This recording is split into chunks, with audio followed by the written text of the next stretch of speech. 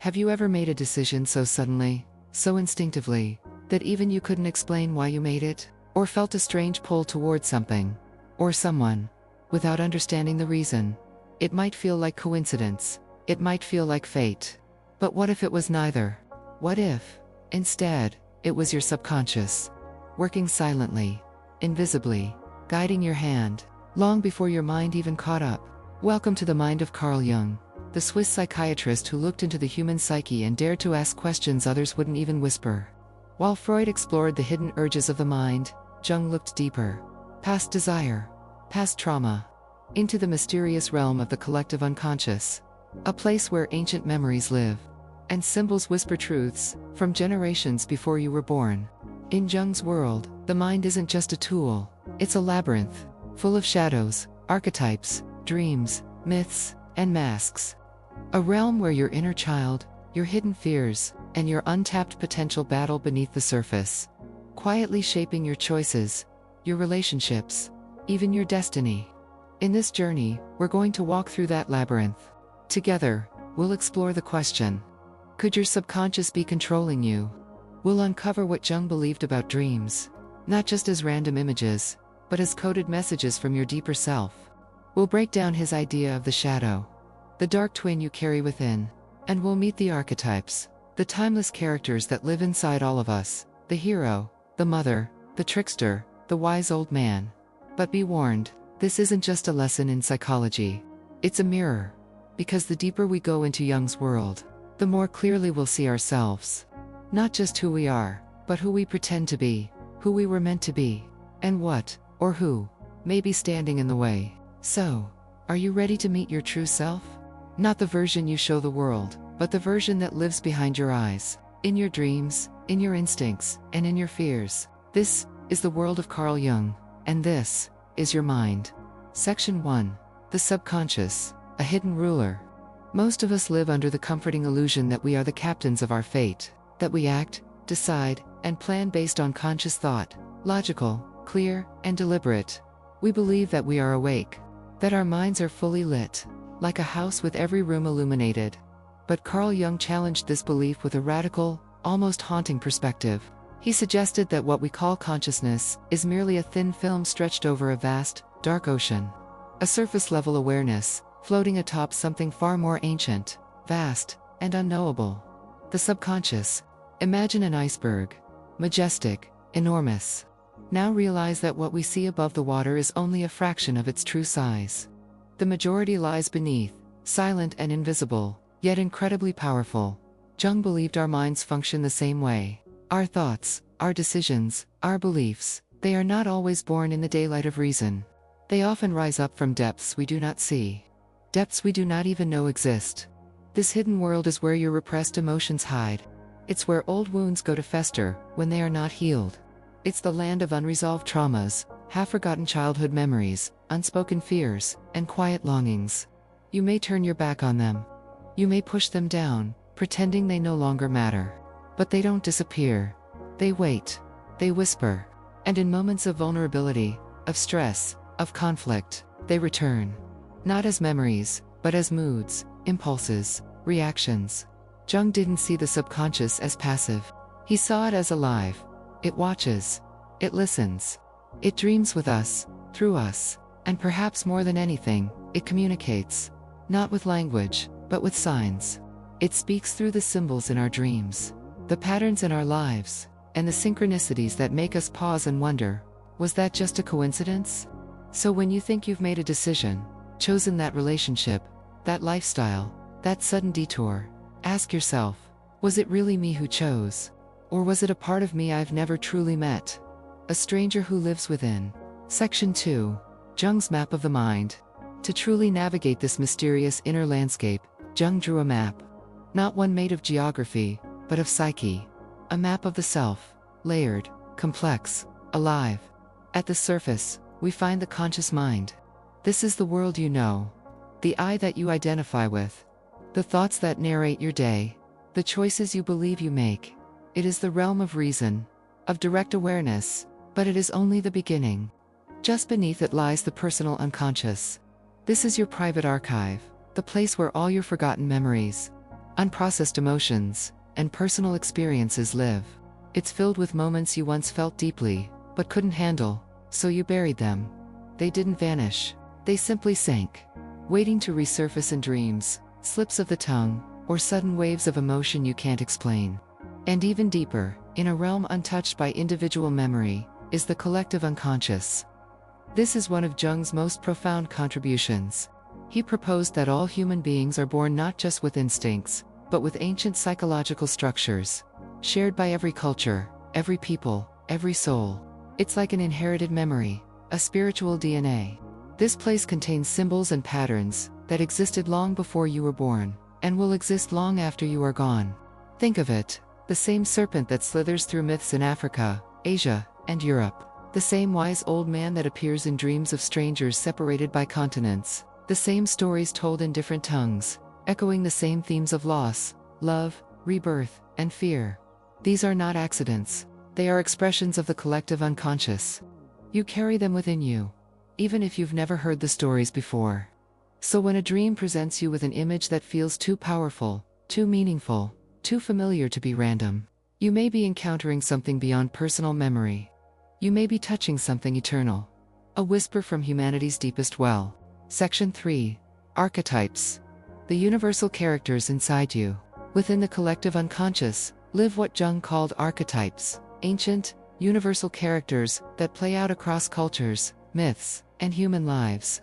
They are not specific people, but eternal roles, psychological blueprints, timeless energies that shape how we see the world, and how we see ourselves. You have met them before, even if you didn't know their names. The hero, always in search of meaning, struggling to conquer chaos and find purpose. The mother, warm and nurturing, yet sometimes overwhelming, controlling. The shadow, the dark twin, made up of all the traits we reject and suppress. The Anima and Animus, the feminine in the man, the masculine in the woman. Inner counterparts, seeking balance. And finally, the self, the central archetype, the unifying whole, the potential for wholeness and harmony. These archetypes are everywhere. They live in fairy tales and religious texts, in blockbuster films and bedtime stories. But more importantly, they live in you. When you rise to meet a challenge, when you feel the call to become more than you are, the hero is speaking. When you comfort a child, or feel overwhelmed by the needs of others, the mother moves through you. When you feel rage you can't explain, or shame that has no clear origin, it may be your shadow, knocking at the door. We often think of our thoughts as purely our own, but Jung would ask, who is really speaking? What inner figure has taken the stage? These forces don't simply sit quietly in the background. If left unacknowledged, they act out. They influence how we love, how we fight, how we dream, and how we destroy. To Jung, the path to healing, to becoming whole, lies not in denial, but in integration. Each archetype, even the terrifying ones, holds a piece of your truth. To reject them is to remain fragmented. To embrace them is to begin the journey of individuation, the lifelong process of becoming who you truly are. Section 4. The Shadow. Confronting the darkness within. Among all the archetypes in Jungian psychology, none is more misunderstood, or more dangerous than the shadow. It lurks in the depths of our psyche like a silent twin, always with us, yet rarely acknowledged. While we walk through life wearing smiles, performing roles, and chasing ideals, the shadow remains hidden behind the curtain, whispering truths we dare not speak. The shadow represents everything we repress, deny, or reject about ourselves. It's not just our darkest impulses, it's our raw, unfiltered humanity. It's the jealousy we pretend not to feel, the anger we bottle up behind polite smiles, the insecurities we disguise with arrogance, the pain we cover with distractions. It is your envy, your rage, your shame, your secrets, your fears, your hidden desires. All the parts you wish weren't part of you, yet are. But here's the twist that turns everything upside down. Jung didn't believe the shadow was inherently evil. He didn't see it as something to be eradicated or exiled. He believed it was essential, vital, even sacred. Because buried in the shadow is untapped energy, hidden strength, fierce honesty. It contains the aspects of ourselves we've disowned, often the very qualities we need to grow, evolve, and transform. The traits that, when integrated, give us edge, resilience, depth, and authenticity. But there's a catch. You cannot harness this power without first confronting it. You have to meet your shadow. Not just intellectually, but emotionally, spiritually, personally. That's why Jung insisted that true personal development isn't about becoming good in a moral or superficial sense. It's not about polishing your persona until you're socially acceptable.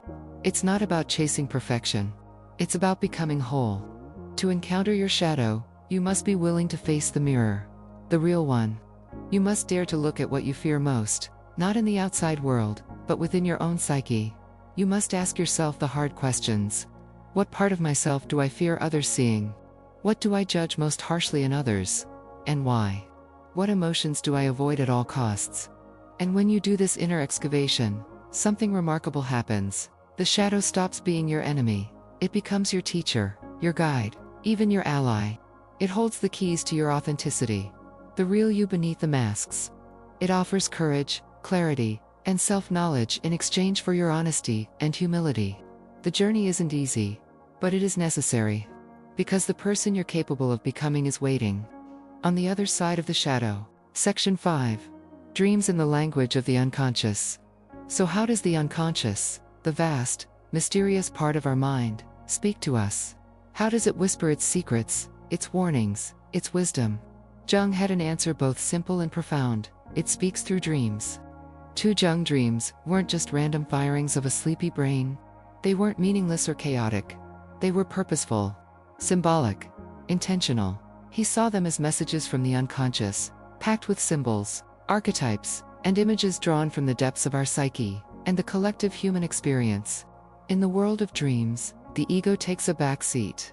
The rigid boundaries of logic soften.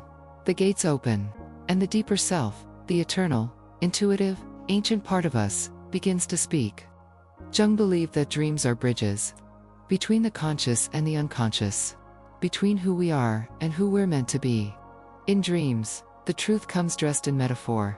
A lost child might represent your neglected creativity. A collapsing house might symbolize an identity in crisis. A flight through the sky might reveal your yearning for freedom. If we learn to listen, really listen, we can hear what our subconscious is trying to tell us. It tells us about our buried wounds, our suppressed emotions, our deepest needs and fears. But more than that, it points us toward healing, toward integration, toward meaning. Jung used dreams in therapy as maps for the soul. He guided his patients through these strange inner landscapes like explorers navigating symbolic terrain. He taught that each dream, no matter how bizarre, carries significance, a code waiting to be cracked, a truth waiting to be seen. But dreams don't speak in plain English. They speak in myth. They speak in image. They speak in feeling. They communicate in the language of the soul, ancient, intuitive, and nonlinear. And sometimes, what they reveal is exactly what our waking minds are too afraid, too distracted, or too proud to admit. The dreams we ignore are often the truths we most need to hear. If we are brave enough to listen, not just with the mind, but with the heart, we may find that the night carries more light than the day ever promised. Section 6. Individuation. The journey to wholeness. Jung believed that the ultimate purpose of life wasn't happiness, not success, not status, not even peace. It was wholeness. He called this process individuation, the lifelong unfolding of your true self. It's the sacred work of becoming who you were always meant to be, beneath all the layers of conditioning, fear, and illusion, not who society told you to be, not who your parents expected you to become, not who your ego pretends to be to survive, but a unique, integrated individual, where the conscious and unconscious no longer fight, but collaborate, where your light and your darkness coexist without shame, where your soul breathes freely, unhidden, Individuation is not a straight path. It is not linear. It is a spiral, a dance between opposites, a constant balancing of paradox. It demands brutal honesty, radical self-inquiry, courage to see the masks you wear and the reasons you wear them. Jung called this mask the persona, the social self, the performer. And to walk the path of individuation, you must dare to go behind the mask. You must risk shedding the image you've constructed to protect the deeper self within. You must face the tension of opposites, the part of you that wants safety, and the part that longs for adventure. The part that craves belonging, and the part that needs freedom. The child who still aches for love, and the adult who longs to lead. Individuation isn't about becoming perfect, it's about becoming real. It's not about removing your flaws, it's about learning from them, not about denying your pain, but embracing it as part of your story, not about always knowing who you are, but daring to find out. It is the work of integration, of uniting the fragmented pieces into a coherent whole. And in that wholeness, you find a power more lasting than happiness, more satisfying than success. You find meaning, and in meaning, you find your life. Not as others demand it to be, but as it was always destined to unfold. Section 7. Is your subconscious really in control? So now we return to the question, one that echoes deeper the more we sit with it. Is your subconscious controlling you? Carl Jung would pause here. He wouldn't rush to answer. He'd look you in the eye and say, not necessarily. But he'd also give you a warning, not in anger, but in truth. It will control you if you remain unaware of it. The subconscious isn't some lurking villain in the shadows. It's not a saboteur trying to ruin your plans.